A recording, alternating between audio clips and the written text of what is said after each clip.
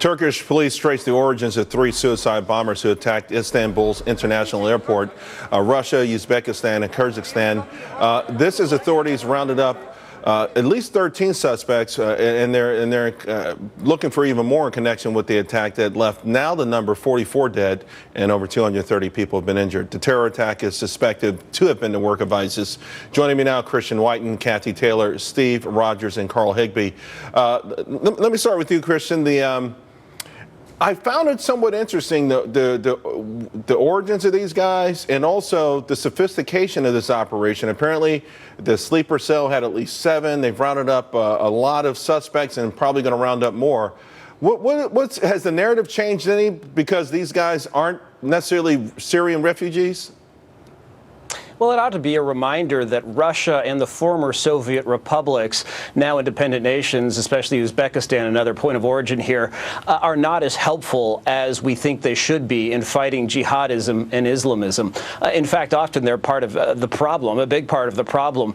Russia's mistreatment of people in Chechnya, war after war there, it contributes to Islamism. But also, and Reuters reported just a couple of years ago, especially before the Sochi Olympics, that Russians actually exported some of these jihadists. They wanted them off their hands. So instead of doing the responsible thing of actually stopping people from going to fight with ISIS, they actually facilitated the flow, even giving one terrorist a new identity and sending him to Turkey. So it's a reminder that, frankly, jihad and Islamism is not limited to the Gulf, that actually there are other contributing factors, and Russia is a big part of that. Yeah, of course, we remember that spate of airline crashes with the Chechnyan Black Widows. But it is amazing in the sense that it's so hard to keep track of who's friend and who's enemy because it's so convoluted. And Carl, you and I talked yesterday, and you're saying, listen, maybe this would all be solved if we really took an effective action and just simply went in and destroyed ISIS. I mean, go in there with a tough battle plan. Donald Trump has echoed that as well. People want to echo Donald Trump. Yeah. Well, people want to know exactly what that means, though, because it sounds like you guys are saying that we're going to do things that typically the American military wouldn't do. Okay, 1, define a goal. 2, define how you're going to reach that goal, what resources. And that includes boots on the ground, men and women in combat, all right, in combat roles. And you take the handcuffs off. You let them go out there and you let them put bullets in But taking the handcuffs off, does that mean higher civilian deaths? Yes. Yes. Unfortunately, yes. And does it mean killing the families of ISIS members? If necessary, yes. Okay. And it's unfortunate, and I know it sounds crash and everything, but look, if these people are living in the same house as an ISIS soldier, they know exactly what they're doing. They're part of the problem. And Steve Rogers, we do know that particularly in Raqqa, the Christians can't leave. They're using them as human shields, and they're running their operation out of there. And almost every attack that we've seen around the world has its roots back to Raqqa. Look, what Carl is talking about is the unfortunate collateral damage that will take place with a massive air campaign and then a ground assault. The fact of the matter is, Carl, is that the Obama administration has told us for years that ISIS is on the run.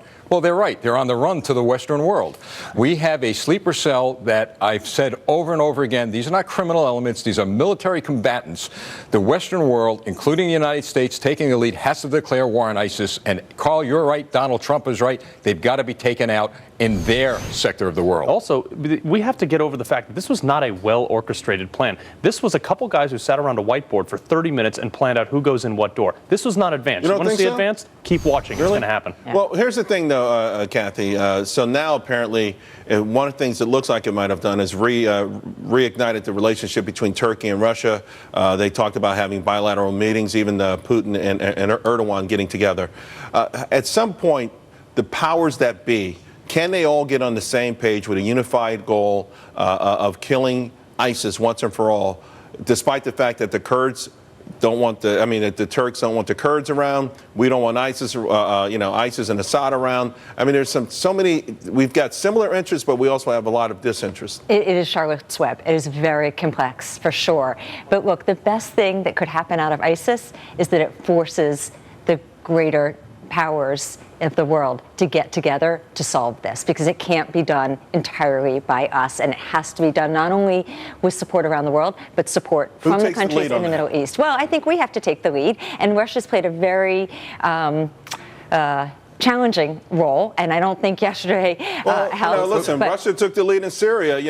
Whether you agree with their tactics or not, they've been very successful. But wait, let me finish what I'm saying. Helping Assad. It's not just who takes ISIS out. One of the things we've neglected to talk about, generally not this show, is what we do then. How do we prevent the next ISIS from emerging? And that's really important because we tend to want results. We tend to be short-sighted. And I say we collectively. Right. And but wouldn't the total annihilation of ISIS kind of dissuade the next ISIS? Look at Al-Qaeda, and that's how ISIS grew. We have to be more patient and more strategic, to Carl's point about having a plan about how we do that and rebuild. All right, well, we know it's a complicated situation, but the urgency factor has never been greater. Thanks a lot. Hey, coming up.